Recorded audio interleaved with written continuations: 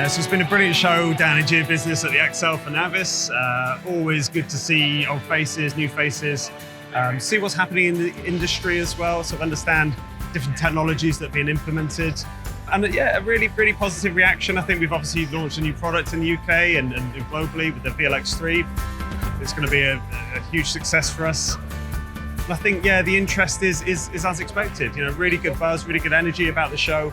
And of course, can't wait to be back next year.